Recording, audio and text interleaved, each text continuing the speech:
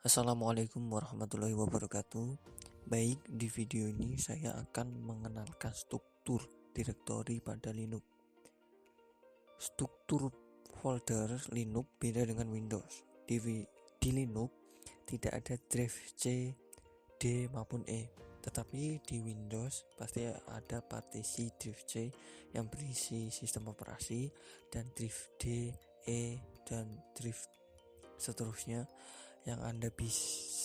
yang biasanya kamu gunakan untuk menyimpan data agar tidak hilang saat Windows kamu diinstal ulang.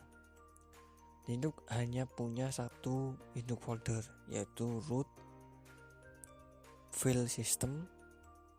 Root file system pada Linux sedikit berbeda,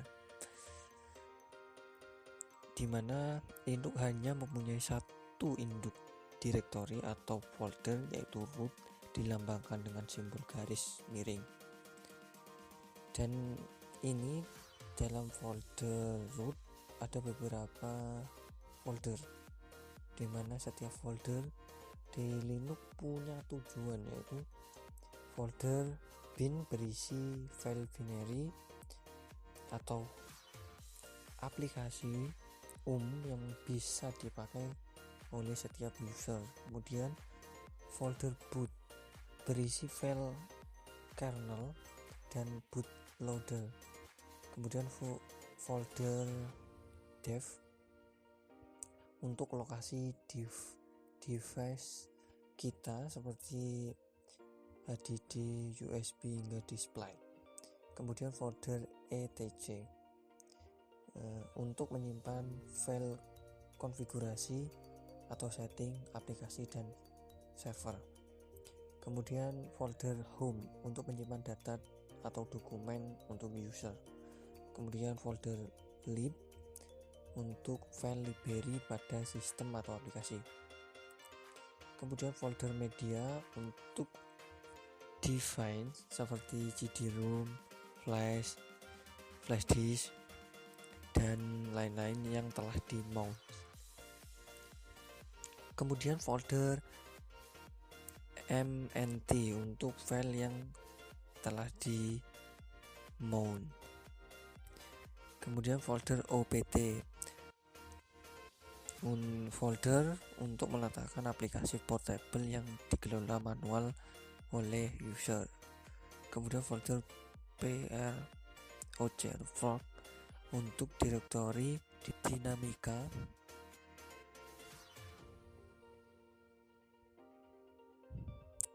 Kemudian folder proc untuk direktori dinamika termasuk maklumat tentang proses dan pendaftaran.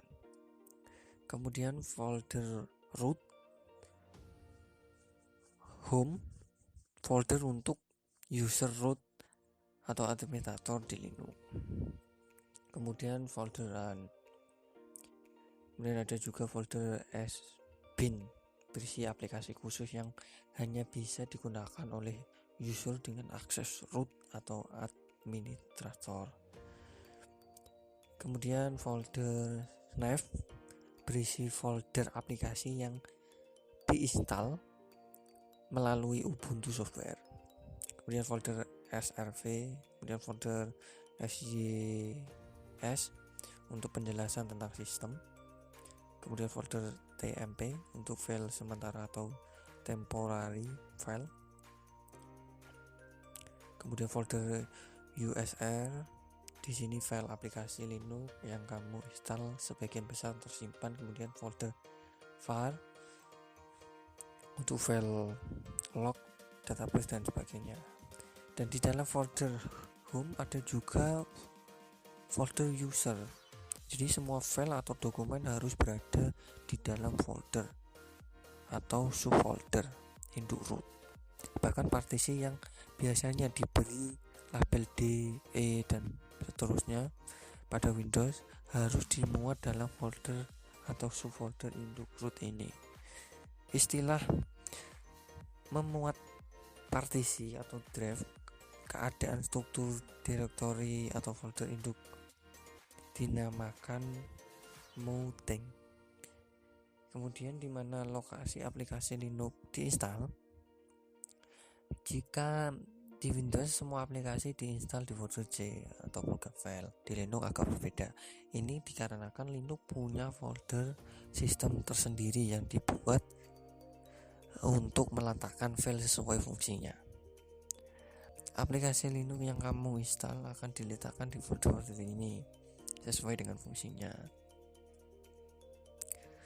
File config-nya akan diletakkan di folder etc, file program dan modulnya akan diletakkan di folder USL, file profilnya untuk tiap user akan diletakkan di home.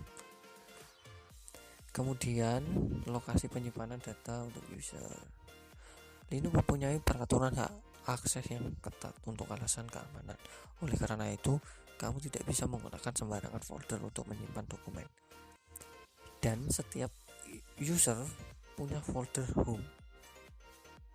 Setiap user di Linux punya default home folder. Di folder home inilah user dibolehkan menyimpan datanya. Di folder home di sini saya punya folder home Vanilla Valverdita, kemudian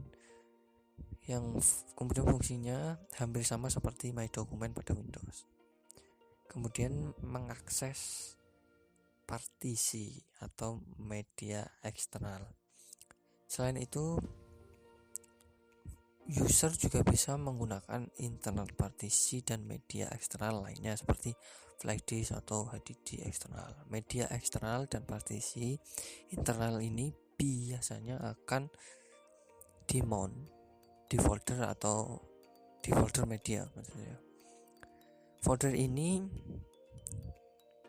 yang merupakan folder untuk membuat flash disk dan removable media lain seperti HDD portable, memory card, handphone dan lain-lain. Sama saja fungsinya seperti drive D, E, F dan seterusnya saat menggunakan Windows. Selain lokasi tersebut, kamu tidak bisa menggunakannya tanpa hak akses root atau hak akses administrator saat kamu pakai Windows.